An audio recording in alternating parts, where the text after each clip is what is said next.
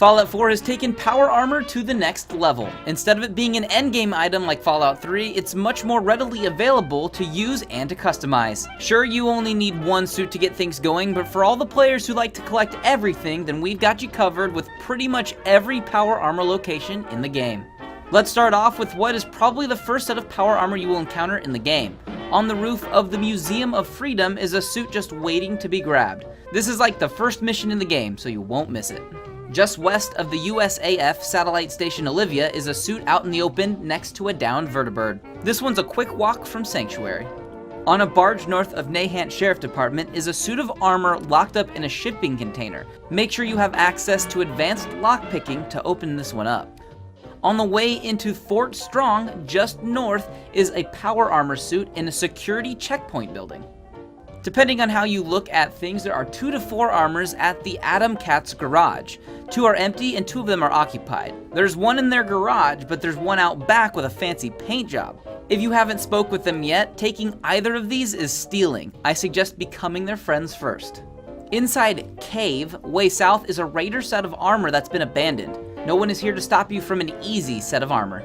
South of the West Everett Estates is an armored convoy next to a crashed plane. Standing in the middle of all of this is a suit waiting to be picked up. A little southeast of Jamaican Plain, there is some power armor submerged in a pool of water. Look for the convoy vehicles nearby and go for a swim to get this one out. In the same area, just northeast of Jamaica Plain, is an army checkpoint with a suit just standing wide out in the open. South of the Greater Mass Blood Clinic are 3 warehouse-looking buildings. One of them has a bunch of power armor stations and a leftover suit waiting to be claimed. Directly west of the Murkwater construction site is another downed vertibird and another power armor waiting in water up to its knees. West of Finch Farm is an army convoy. Inside the large green semi-trailer is another suit of armor, but be on the lookout for a crazy robot guarding it. South of the Drumlin Diner is a derailed train. Still locked up is a set of power armor. The terminal controlling the door has a rating of advanced for a hacker entry. North of Watts Consumer Electronics is a suit of armor locked up on the side of the road. Once again, you'll need to know how to hack an advanced terminal to get this one out. South of the Rotten Landfill is a lake. Off the north shore of the lake, underwater, a power armor suit can be found. Pop some Rad-X and go for a swim. East of Ten Pines Bluff, another power armor set can be found in a transport on a derailed train. This one is also locked up tight. The terminal to open it has an advanced rating and is in the train car behind the cage it's locked in. Northeast of Poseidon Reservoir, another army checkpoint awaits with a lonely power armor standing out in the open. Easy to find and easy to take. North of Old North Church is a barge outside of downtown Boston. The locked up power armor surrounded by vehicles is pretty easy to open up. The terminal is only novice level for entry. East of Grey Garden, on the tip top of an overpass, is a suit of armor. Out in the open, find a raider elevator to get to the top. At the Revere Satellite Array, there are a ton of super mutants and a shell of armor at the top of one of the satellite dishes. Proceed with caution.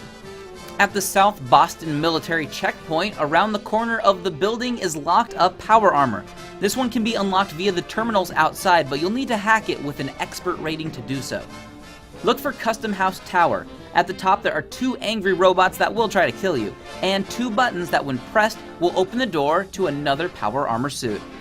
At Fiddler's Green Trailer Estates, there is another power armor standing inside a, green trailer. The trailer is locked up, so you'll need to know how to pick an expert lock to get in. Now from here on out, a few of these armors could be a little spoilery. You've been warned. First, let's cover what I call Raider Scum armor. You can't take these full suits since your opponent is wearing them, but you can rip off all the pieces and use them yourself. At Outpost Zimonja, you can find Boomer. He has a set of Raider armor and a mini nuke. Be prepared for a fight. Dunwich Borers is a quarry with a bunch of raiders and a raider waster in power armor. Lots of guys here, so lots of fighting will be happening. At the Mass Pike Interchange, there is a raider camp with a raider commander in a set of armor. Plenty of fighting here as well, so bring enough ammo.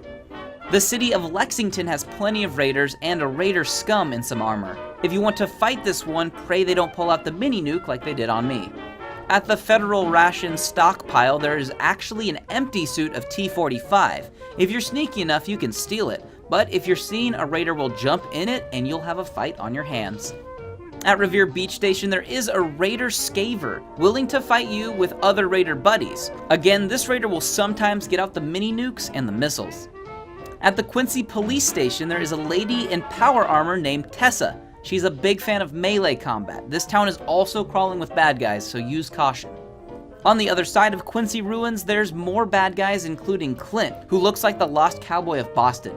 He fights with an automatic laser pistol, and fun fact, you can actually piss off Clint and Tessa at the same time and fight them simultaneously. I don't advise doing this.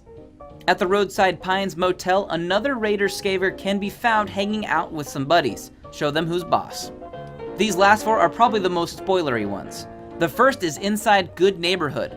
Working on the mission The Big Dig, you'll eventually uncover a power armor suit after fighting some crazy enemies. There really isn't one particular armor here, but on the Brotherhood of Steel's ship, there are some T-60s with no one in them. At the National Guard Training Yard Armory, there is a set of armor inside. I would be careful, there's a withered feral ghoul who is kind of tanky and waiting for you. And finally, deep in the abandoned shack, a power armor suit waits for you at the bottom, but be on the lookout for the Institute.